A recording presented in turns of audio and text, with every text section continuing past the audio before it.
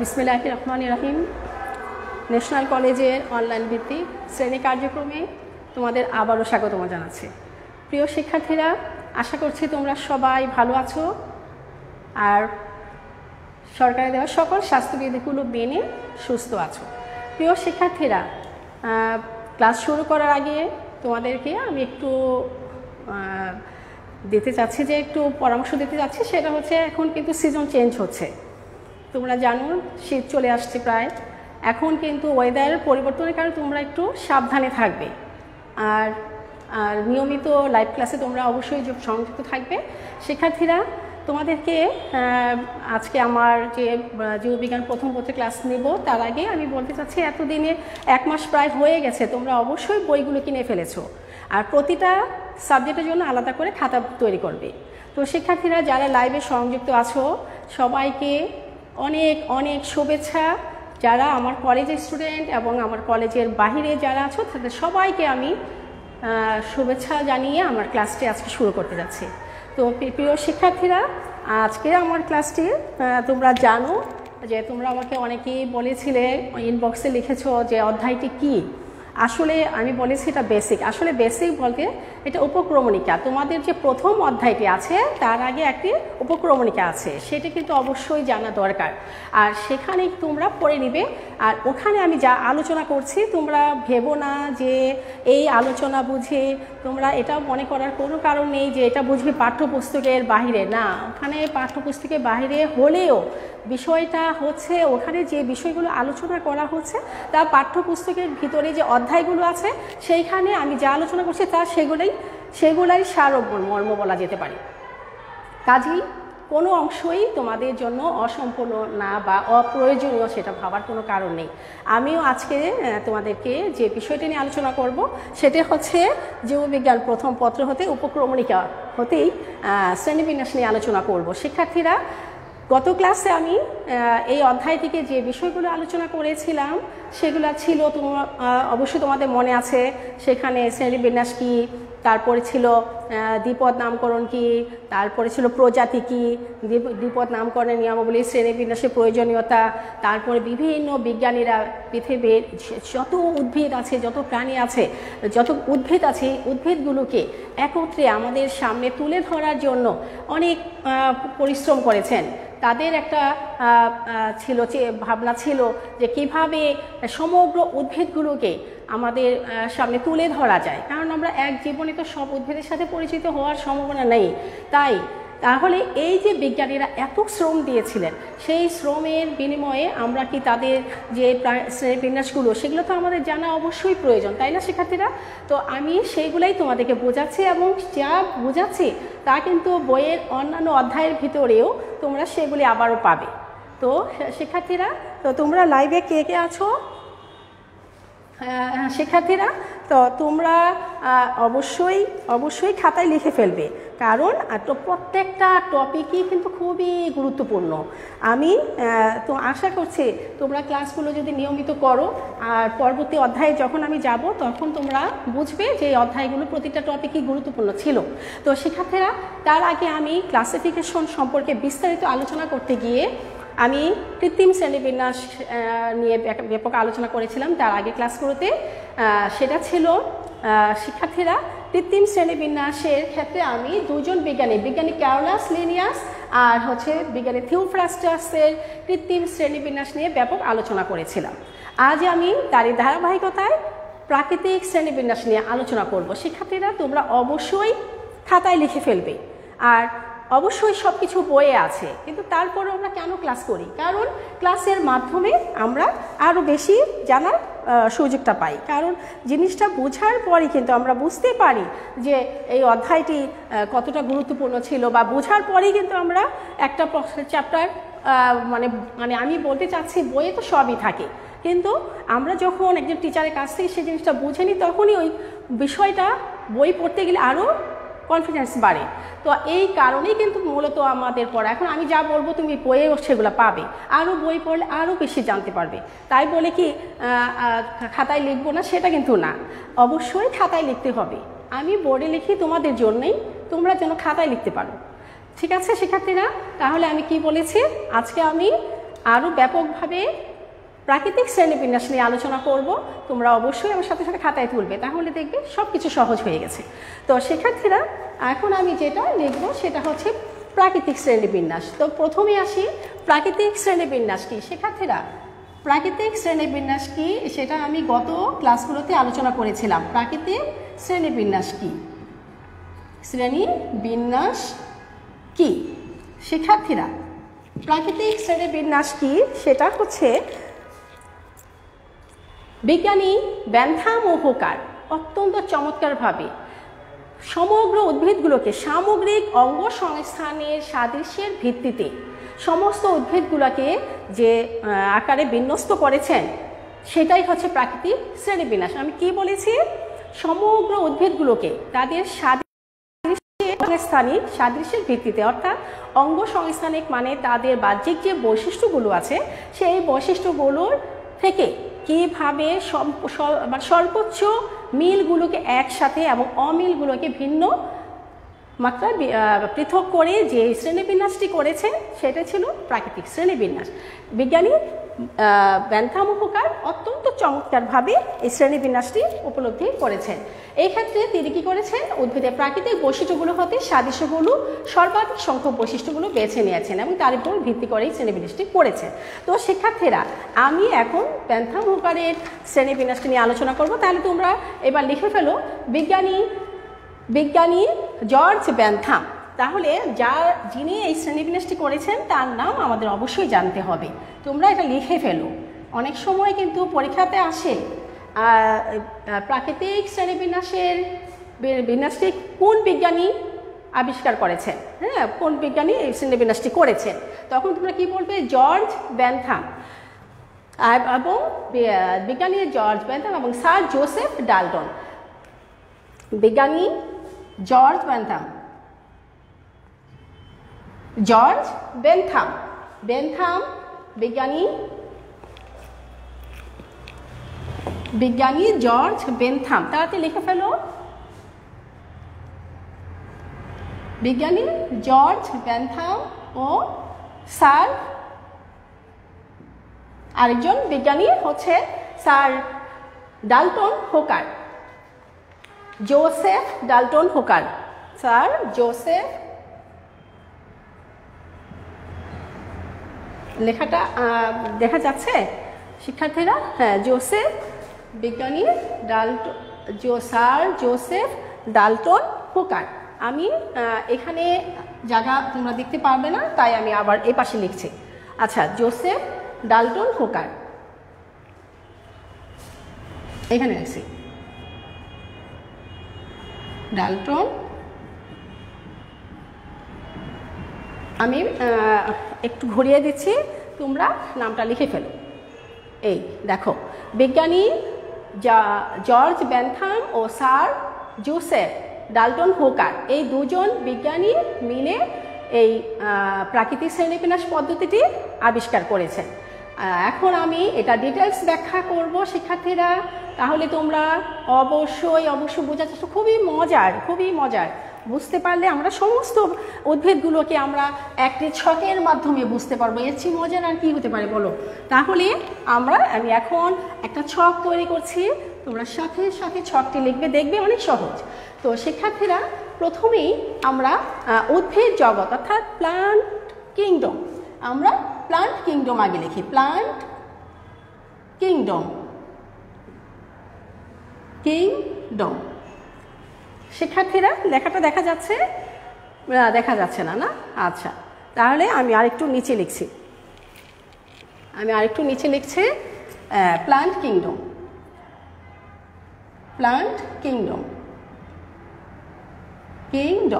Plant kingdom মানে বুঝতে পেরেছো? এটা হচ্ছে উদ্ভিদ জগৎ। আচ্ছা, ঠিক আছে, তাহলে এটাকে তোমরা অবলিক দিয়ে লিখতে পারো, উদ্ভিদ জগৎ। এখন স্যার জোসেফ অর্থাৎ বেন্থাম হুকার দুজন মিলে যেটা করেছেন, এখন কিংডম হচ্ছে, এটা হচ্ছে কিংডম, প্লান্ট কিংডম, উদ্ভিদ জগৎ। এখন আমরা এটাকে সাব কিংডমে বিভক্ত করি, তারপরে সাব কিংডমে সাব কিংডমটা ছিল হচ্ছে দুইটা, অর্থাৎ অপুষ্পক উদ্ভিদ, সপুষ্পক উদ্ভিদ, অর্থাৎ তিনি কি করেন সর্বাধিক মিল সম্পন্ন বলতে আমি বোঝাচ্ছি যে শিক্ষার্থীরা কি করেছেন যে কোন কোন উদ্ভিদগুলো ফুল হয় আর কোন কোন উদ্ভিদগুলো ফুল হয় না। তাহলে কি করলেন, যে সকল উদ্ভিদগুলো ফুল হয় সেগুলো মিল, তাহলে সেগুলোকে এক পাশে রেখেছেন, আর যেগুলো ফুল হয় না সেগুলোকে আলাদাভাবে লিপিবদ্ধ করেছেন। তাহলে যাদের ফুল হয় না তাদেরকে আমরা কি বলি, অপুষ্পক উদ্ভিদ। ইংলিশে বলা এটা ক্রিপ্টোগ্যামিয়া। তাহলে আমরা লিখে ফেলি ক্রিপ্টোগ্যামিয়া, ক্রিপ্টোগ্যামিয়া,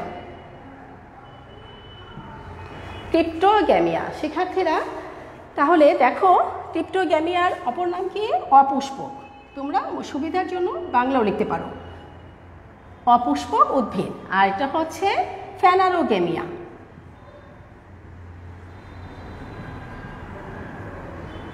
ফেনারোগ্যামিয়া, গ্যামিয়া। বুঝতেই পেরেছ?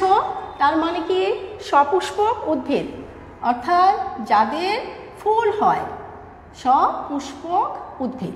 এখন দেখো ক্রিপ্টোগ্যামিয়া আর হচ্ছে এটা অপোজিট অর্থ বাংলায় বলা হয় অপুষ্পক উদ্ভিদ। তোমরা তো ভালো করে জানো যে সকল উদ্ভিদের ফুল হয় না, তাই ফুল না হলে তো ফল হবেই না, আর ফল না হলে বীজ হবে না। তাহলে আমরা কি বুঝতে পারলাম, যাদের ফুল হয় না তারাই অপুষ্পক উদ্ভিদ, আর ফলের পূর্ব শর্তই হচ্ছে ফুল হতে হবে। যেহেতু ফুল হচ্ছে না তাহলে ফল তো হবেই না, আর ফল না হলে তো বীজ হবেই না, তাহলে তারাই হচ্ছে অপুষ্পক উদ্ভিদ। আর ফেনারোগ্যামিয়া হচ্ছে সপুষ্পক উদ্ভিদ। তাহলে হচ্ছে যে সকল উদ্ভিদের ফুল হয়, তাহলে বৈশিষ্ট্য আমরা কি বলবো, যে সকল উদ্ভিদের ফুল হয় তারাই সুপুষ্পক উদ্ভিদ, আর তাদের ফুল হয় বলে ফল হয়, আর ফল হলে তাদের বীজ হয়, বীজ থেকে আবার চারা উৎপন্ন হয়। তাহলে এখন শিক্ষার্থীরা তাহলে আমরা কি বললাম, ফেনারোগ্যামিয়া। এখন দেখো ক্রিপ্টোগ্যামিয়াকে আমরা, এটা হচ্ছে সাব কিংডম দুটা। এখন ক্রিপ্টোগ্যামিয়াকে আমরা আবার ডিভিশনে ভাগ করতে পারি, ডিভিশন বা বিভাগ। ডিভিশন মানে বিভাগ। এটা কয়টা বিভাগ আছে ক্রিপ্টোগ্যামিয়া, মানে অপুষ্পক উদ্ভিদের বিভাগ হচ্ছে, অপুষ্পক উদ্ভিদের বিভাগ হচ্ছে কয়টি, একটা হচ্ছে থ্যালাফাইটা, ব্রায়োফাইটা, টেরিডোফাইটা। অর্থাৎ অপুষ্পক উদ্ভিদ যাদের ফুল হয় না সেরকম উদ্ভিদকে আবার তিনটা বিভাগে ভাগ করা যায়। একটা হচ্ছে থ্যালাফাইটা, আর একটা হচ্ছে ব্রায়োফাইটা, একটা হচ্ছে থ্যালোফাইটা। শিক্ষার্থীরা TH থ্যালোফাইটা, শিক্ষার্থীরা লিখে ফেলো THALLO, THALLO, থ্যালো PHYT, এটা থ্যালোফাইটা। তারপরে হচ্ছে ব্রায়োফাইটা, ব্রায়োফাইটা, ফাইটা। তারপরে হচ্ছে টেরিডোফাইটা, টেরিডোফাইটা, ফাইটা। এগুলা কি, ডিভিশন বা বিভাগ। অর্থাৎ অপুষ্পক সাব কিংডম, যে অপুষ্পক উদ্ভিদ সেটাকে তিনটা বিভাগে ভাগ করা হয়েছে, তার তিনটা ডিভিশনে। অর্থাৎ থ্যালাফাইটা মানে হচ্ছে সমাঙ্গ, তার মানে এটা হচ্ছে সমাঙ্গ উদ্ভিদ। আর এটা হচ্ছে ব্রায়োফাইটা, হচ্ছে এটা অর্থাৎ তিনটাই এই উদ্ভিদগুলো হচ্ছে অপুষ্পক উদ্ভিদ। তার মধ্যে প্রথমটা হচ্ছে থ্যালাফাইটা, মানে সমাঙ্গদেহী উদ্ভিদ। সমাঙ্গদেহী বলতে আমরা কি বুঝি শিক্ষার্থীরা? সমাঙ্গ হচ্ছে, দেখো আমরা যে উন্নত ধরনের উদ্ভিদগুলোকে আমরা দেখতে পাই, সেই উদ্ভিদে আমরা কি দেখি, সেখানে দেখি যে ঢাল মূল আছে, কাণ্ড আছে, পাতা আছে, ঢালপালা অনেক কিছু আছে। তার মানে কি, সেগুলা হচ্ছে এগুলা সমাঙ্গ না। অর্থাৎ ঢাল, পালা, কাণ্ড, মূল, এই শাখা প্রশাখা যা বলি আমরা, সেগুলো থাকলে সেটাকে থ্যালোফাইটা বলা হয় না। কিন্তু দেখো শৈবাল, ছত্রাক, তাদের যে মূল আছে, আমরা মূলের মতো দেখি, সেটা কিন্তু আসলে মূল না। থ্যালাফাইটা উদ্ভিদ হচ্ছে যে সকল অপুষ্পক উদ্ভিদের সত্যিকার অর্থে কোনো মূল নেই, সত্যিকার অর্থে কাণ্ড নেই, পাতা নেই, সেই রকম উদ্ভিদগুলোকে বলা হয় থ্যালাফাইটা। শিক্ষার্থীরা তাহলে দেখো এই থ্যালাফাইটা বা সমাঙ্গদেহী উদ্ভিদ, বাংলায় লিখে দিতে পারো সমাঙ্গদেহী উদ্ভিদ। তারপর হচ্ছে ব্রায়োফাইটা মানে মশ বর্গ উদ্ভিদ, টেরিডোফাইটা মানে ফার্ন বর্গ উদ্ভিদ, বাংলায় লিখলে এটা এইভাবে লিখতে পারো। থ্যালাফাইটা উদ্ভিদকে আমরা, এটা হচ্ছে ডিভিশন। এখন এই থ্যালাফাইটা ডিভিশনকে আমরা আবার দুইটি ক্লাসে বিভক্ত করতে পারি। আমি ক্লাসটা এখানে লিখে দিচ্ছি, এটার ক্লাস থ্যালাফাইটা উদ্ভিদে ক্লাস হচ্ছে আরও দুইটি। শিক্ষার্থীরা তোমরা এই থ্যালাফাইটা ক্লাস আবার দুইটা পাওয়া যাবে ক্লাস। এখন দেখো এটার ক্লাস কয়টি বলছি? দুইটি, একটা হচ্ছে এলজি আর একটা ফানজাই। এলজি শিক্ষার্থীরা একটা হচ্ছে এলজি আর একটা হচ্ছে ফানজাই। এখন তোমরা দেখো, দেখা যাচ্ছে কিনা শিক্ষার্থীরা? বোর্ডে দেখা যাচ্ছে? আচ্ছা, এখন দেখো থ্যালাফাইটা হচ্ছে এলজি ফানজাই, তার মানে হচ্ছে যে এলজি হচ্ছে শৈবাল, যাকে বলি আমরা শৈবাল। তাহলে শৈবালে কি আছে? অর্থাৎ শৈবালে কিন্তু মূল, কাণ্ড, পাতা নেই, কিন্তু মূলের মতো যে অংশটা আমরা দেখতে পাই, অর্থাৎ মাটিকে আঁকড়ে রাখে যেটা, সেটা কিন্তু মূলের মতো, কিন্তু সেটাকে সত্যিকার অর্থে মূল বলা যাবে না। কারণ একটি উদ্ভিদের মূলের যে বৈশিষ্ট্যগুলো থাকে সেখানের ওই বৈশিষ্ট্যগুলো কিছুই নেই, তাই মূলের মতো অংশ, এটাকে মূল বলা যাবে না। তারপরে দেখো শৈবালের কাণ্ড নেই, তারপরে হচ্ছে পাতা নেই, এজন্য এটা থ্যালাফাইটা উদ্ভিদ। কিন্তু এলজি কেন? কারণ এর দেহে ক্লোরোফিল নামক একটু সবুজ কণিকা আছে। তারপর হচ্ছে আর এই জন্য সে নিজের খাদ্য নিজে তৈরি করতে পারে, আর এই জন্য এটাকে বলা হচ্ছে এলজি। তারপরে দেখো শিক্ষার্থীরা, এলজি উদাহরণ হচ্ছে শৈবাল।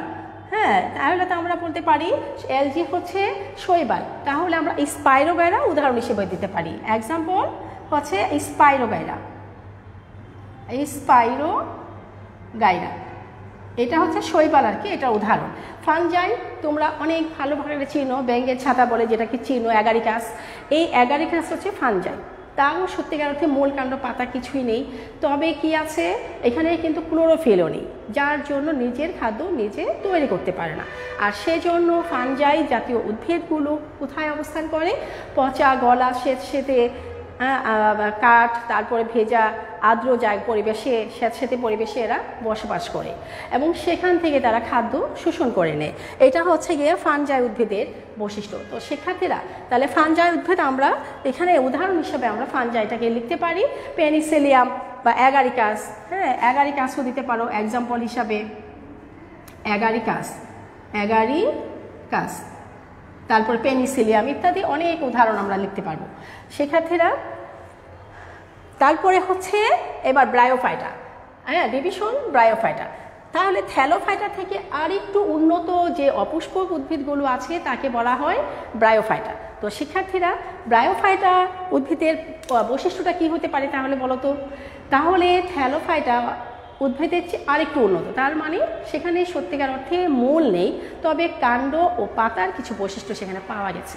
তাহলে আমি কি বলেছি যে ব্রায়োফাইটা থ্যালোফাইটা থেকে আরেকটু উন্নত, এবং কারণ সেখানে তো মূল, কাণ্ড, পাতা কিছুই ছিল না। কিন্তু ব্রায়োফাইটার ক্ষেত্রে মূল নেই, কিন্তু কাণ্ড ও পাতা অবস্থান পাওয়া গেছে, তাহলে এটা আরেকটু উন্নত। সেখানে হচ্ছে সেমি বারবোলা উদাহরণ হিসাবে আমরা বলতে পারি, উদাহরণ এক্সাম্পল হিসাবে বলতে পারি সেমি বারবোলা, অর্থাৎ মস।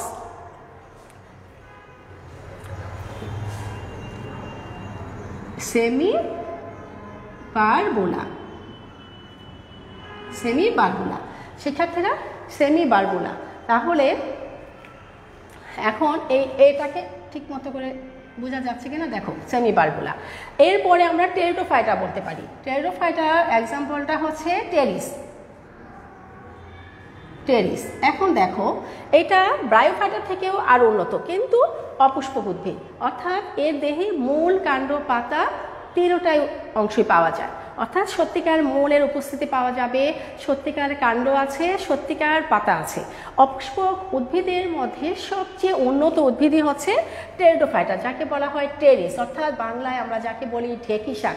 তোমরা লক্ষ্য করবে বাজারে ঢেঁকি শাক পাওয়া যায়, গ্রাম অঞ্চলে ঢেঁকি শাক অনেক প্রচলিত আছে, অনেকেই ঢেঁকি শাক চেনে।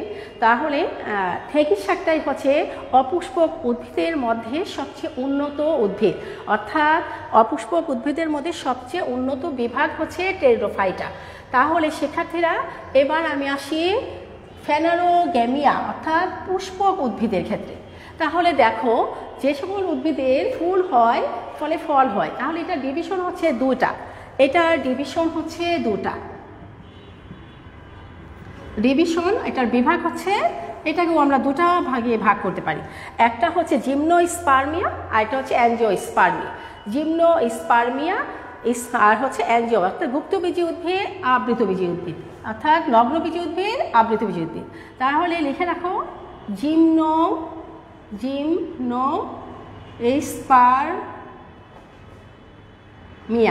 জিমনোস্পার্মিয়া আর এটা হচ্ছে অ্যাঞ্জিওস্পার্মিয়া। এক জিমনোস্পার্মার অর্থাৎ হচ্ছে নগ্নবীজী, আর এটা হচ্ছে অ্যাঞ্জিওস্পার্মি, আর এটা হচ্ছে অ্যাঞ্জিও।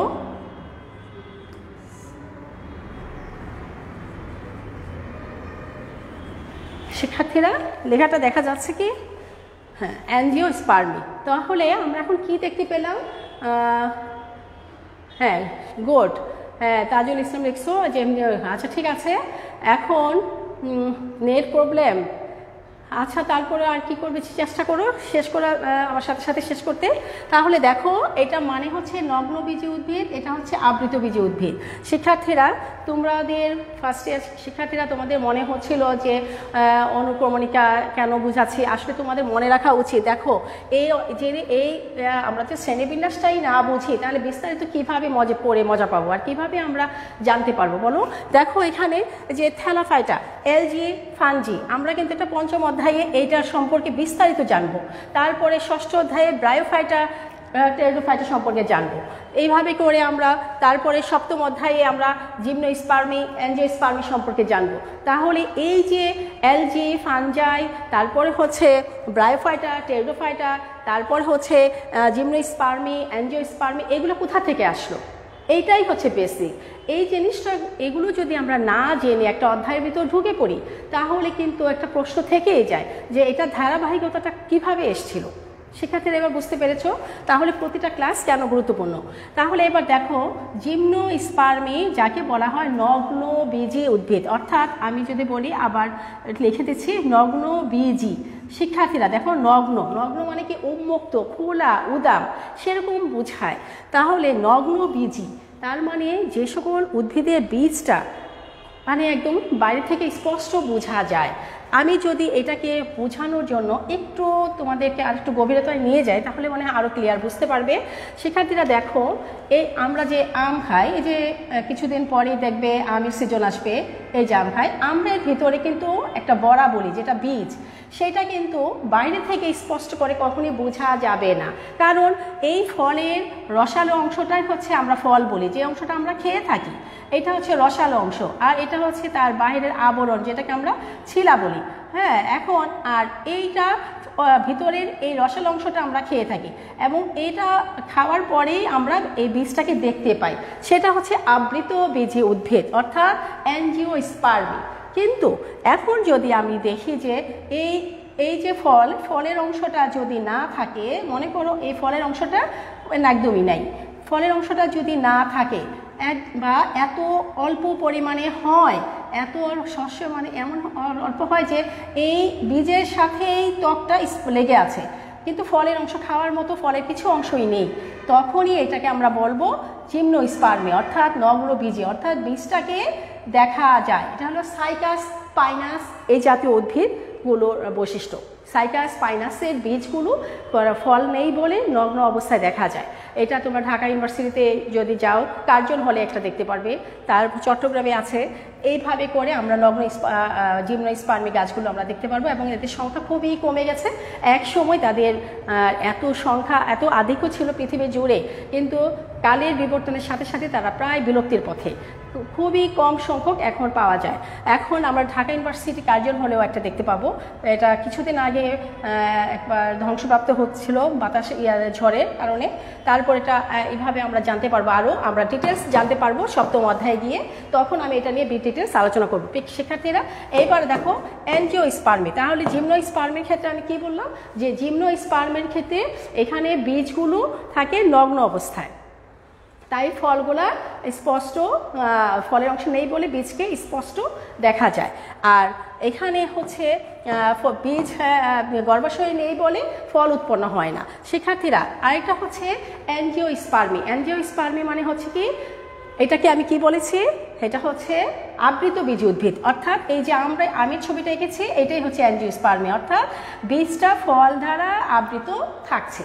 তাহলে আমরা কি বৈশিষ্ট্য বলবো, যে সকল উদ্ভিদের কি হয়, মানে গর্ভাশয় আছে, ফলে ফল থাকে এবং বীজটি ফল দ্বারা আবৃত থাকে, তাকে বলা হচ্ছে আবৃতবীজী উদ্ভিদ। শিক্ষার্থীরা, এখন আমি আবার একটু মুছে ফেলবো, একটু উপরের দিকে যাই। তোমরা লক্ষ্য করো, আমি আবারও মুছে যাচ্ছে। এই অ্যাঞ্জিওস্পার্মি অংশটা আমি আবারও লিখছি। দেখো, আমি এখানে লিখি আবার অ্যাঞ্জিওস্পার্মি, অ্যাঞ্জিওস্পার্মি, কারণ আমার নিচে আর বোর্ডের জায়গা নেই, তাই আমি আবার এখানে তুলছি।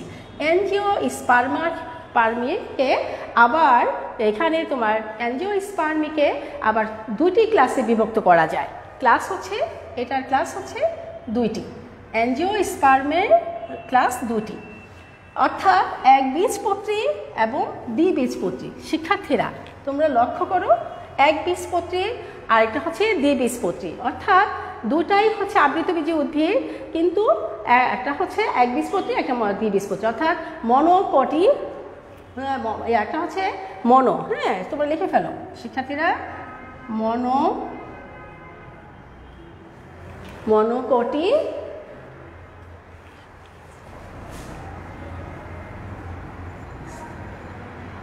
মনোকটিলিডন্স, আর এটা হচ্ছে ডাইকটিলিডন্স, অর্থাৎ দ্বিবীজপত্রী উদ্ভিদ।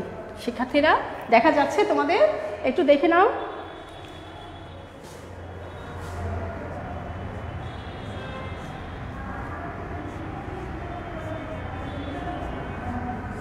তাহলে এটা হচ্ছে মনো মানে এক বীজপত্রী,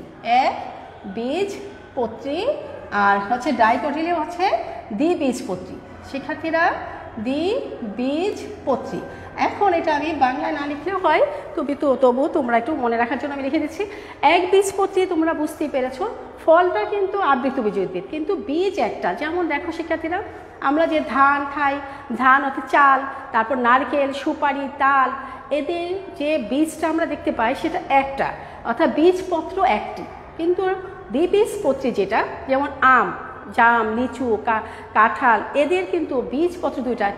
তোমরা লক্ষ্য করলে আম দিয়ে বুঝতে পারো, আমের যে কচি অবস্থায় আমরা যখন কাঁচা আমটা দেখি, তখন বীজটা কি আমরা কি দেখি, দুটা সমান, দুটা বীজপত্র আমরা দেখতে পাই, বীজপত্র দুটা সমান দেখতে পাই। তাহলে কিন্তু এই যে নারকেল, সুপারি, তাল, এদের ক্ষেত্রে কিন্তু আমরা কখনোই বীজকে আমরা মানে সমান দুটি বীজপত্র পাবো না। বীজ বলছি না আমি, বীজের দুটা পত্রকে বীজপত্র বলছি। অর্থাৎ আমটা আমরা কচি অবস্থা যখন দেখি, তখন আমরা দেখি কি এরকম দুইটা বীজপত্র পাওয়া যায়, কিন্তু যখন এটা পেকে যায়, তখন আটিটা শক্ত হয়ে যায় বলে আমরা বীজপত্র দুটা দেখি না, কিন্তু কচি অবস্থায় তো আমরা দেখেছি। তাহলে কচি অবস্থায় তাদের বীজপত্র দুটা থাকে, কিন্তু পরিণত হওয়ার পর তোমরা বলবে হয়তো যে লিচু কিভাবে দ্বিবীজপত্রী হয়। হ্যাঁ, লিচু গাছের লিচুটা যখন কচি অবস্থা থাকে, তখন তার বীজপত্র দুটাই ছিল। তো শিক্ষার্থীরা, তাহলে আমরা গাছ দেখে কিভাবে বুঝবো যেটা একবীজপত্রী কোনটা দ্বিবীজপত্রী? অর্থাৎ আমরা ফলের জন্য অপেক্ষা করে বলবো সেটা তো হয় না। তাহলে একবীজপত্রীর ক্ষেত্রে আমরা গাছ দেখেও বলতে পারবো কোনটা একবীজপত্রী, কোনটা দ্বিবীজপত্রী। অর্থাৎ তোমরা যদি সহজভাবে মনে রাখো, নারকেল, তাল, সুপারি, এই গাছগুলো দেখো, তাদের যে মূলগুলা, গুচ্ছমূল, অর্থাৎ এক জায়গা থেকে মূলগুলা তৈরি হয়েছে, অর্থাৎ সবগুলো মূল এক জায়গা থেকেই হয়েছে। আর যদি আমরা আম গাছের কথা ভাবি, তাহলে দেখো মূলগুলা প্রধান মূল, সেই মূল থেকে আবার কতগুলো বেড়েছে, এই জাতীয় মূলগুলাকে বলা হয় প্রধান মূল। অর্থাৎ গুচ্ছমূল হবে একবীজপত্রী উদ্ভিদের ক্ষেত্রে, আর দ্বিবীজপত্রীর ক্ষেত্রে মূলগুলো হবে প্রধান মূল। তারপরে শাখা প্রশাখার কথা যদি আসি, একবীজপত্রী উদ্ভিদের কখনো শাখা প্রশাখা নাই, সবগুলো উপরের ঢালগুলো এক জায়গা থেকে উৎপন্ন হয়। কিন্তু দ্বিবীজপত্রী যেমন আম, জাম, লিচু, কাঁঠাল, এই গাছগুলোর দেখো শাখা প্রশাখা বিস্তারিত হয়েছে। তারপরে দেখো, তাহলে গেল। এরপরে যদি আমরা আসি যেমন পাতার ক্ষেত্রে, একবীজপত্রী উদ্ভিদের পাতার শিরাবিন্যাসটা হচ্ছে সমান্তরাল। অর্থাৎ দেখো তোমরা যদি নারকেল গাছে দেখো বা আমি যেই গাছগুলোর কথা বলেছি দেখো সমান্তরাল শিরাবিন্যাস বলতে এক জায়গা থেকে এরকম বোঝাচ্ছে, তাহলে সমান্তরাল। কিন্তু যদি আমরা দ্বিবীজপত্রীর ক্ষেত্রে আমগুলো ফল দেখি তাহলে এই যে এই পাতার শিরাবিন্যাসগুলো জালিকাকার, অর্থাৎ প্রধান শিরা থেকে আবার কতগুলো শিরা বের হয়েছে, তাহলে দুইটা পাতারগতভাবেও পার্থক্য আমরা দেখতে পাই। তাই তাহলে একবীজপত্রী দ্বিবীজপত্রীর বৈশিষ্ট্য হচ্ছে, তাহলে একবীজপত্রী আমরা উদাহরণ দিতে পারি তাল, সুপারি, এই নারকেল, আর দ্বিবীজপত্রী হচ্ছে আম, জাম, লিচু, কাঁঠাল ইত্যাদি। শিক্ষার্থীরা আর অল্প একটু আছে, আমি তোমাদের এখনই দেখাচ্ছি। ডাই যেটা সাব ক্লাস আছে, এইটার আবার সাব ক্লাস আছে 3টা। তো শিক্ষার্থীরা দ্রুত লিখে ফেলো, ক্লাস টাইম প্রায় শেষ। এখন তোমরা লিখে নাও যে সাব ক্লাস হচ্ছে 3টা। এই সাব ক্লাস পর্যন্তই আমার আজকে শ্রেণীবিন্যাস শেষ। তোমরা দ্রুত লিখে ফেলো। এখানে 3টা সাব ক্লাস আছে। সাব ক্লাস একটা হচ্ছে অর্থাৎ এই 3টা সাব ক্লাসের মধ্যে একটা সাব ক্লাসে আমরা বলতে পারি একটা হচ্ছে পলিপেটালি। পলিপেটালি পলিপেটালি পলিপেটালি তারপরে হচ্ছে আরেকটা হচ্ছে গ্যামোপেটালি, আরেকটা হচ্ছে গ্যামোপেটালি। গ্যামোপেটালি পেটালি, হ্যাঁ। আরেকটা হচ্ছে শিক্ষার্থীরা মনোক্লামাইডি। মনোক্লামাইডি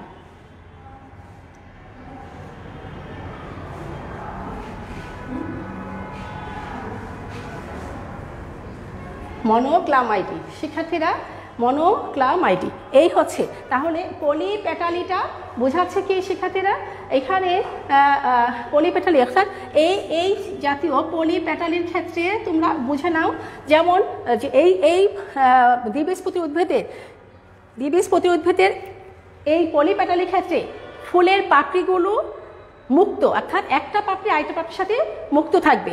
আর গ্যামোপেটালির ক্ষেত্রে এই ফুলের পাপড়ি আছে এবং পাপড়িগুলো যুক্ত, যেমন ধুতরা ফুলের ক্ষেত্রে তোমরা দেখবে ফুলের পাপড়িগুলো এখান থেকে গোড়া থেকে যুক্ত থাকবে।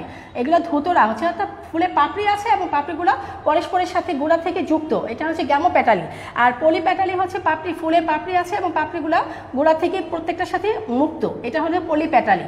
আর মনোক্লামাইডি সেটা হচ্ছে ফুলে আছে কিন্তু ফুলে কোনো পাপড়ি নেই। শিক্ষার্থীরা তোমরা শুনে অবাক হবে, তোমরা কাঁঠাল গাছের ফুল দেখেছো, কাঁঠাল গাছের ফুল কখনোই দেখোনি। তোমরা দেখেছো যে কাঁঠালের ছোট ছোট কাঁঠালের মতো বীজ কতগুলো কাঁঠাল ঝরে পড়ে, সেটা কিন্তু আমরা যেটাকে মুচি বলি, আসলে সেটা কিন্তু একটা ফুল, কাঁঠালের ফুল। তোমরা অবাক হবে, তোমরা বলবে যে কাঁঠালে তো ফুল দেখি না, কিন্তু ফল হচ্ছে ওই মুচিটাই হচ্ছে কাঁঠালের ফুল। তাহলে কি হলো, মনোক্লামাইডি, অর্থাৎ সেখানে ফুল আছে কিন্তু পাপড়ি নাই, যার জন্য আমরা এটাকে ফুল হিসেবে চিনতে পারি না। তাহলে এই হচ্ছে মনোক্লামাইটিস। তো শিক্ষার্থীরা আজকে তাহলে এই পর্যন্তই। তো তোমরা আগামী ক্লাসে আমি আধুনিক শ্রেণীবিন্যাস এবং শেষ ক্লাস, তারপরে আমি তোমাদেরকে নতুন করে বলে দেবো কোন অধ্যায়ে আমি যাচ্ছি। শিক্ষার্থীরা আগামী ক্লাস পর্যন্ত তোমরা সকলেই যা পড়িয়েছে তা ভালো করে দেখবে, ভালো থাকবে, সুস্থ থাকবে, এই কামনা করে আজকে আমি আমার ক্লাসটি শেষ করছি। ধন্যবাদ।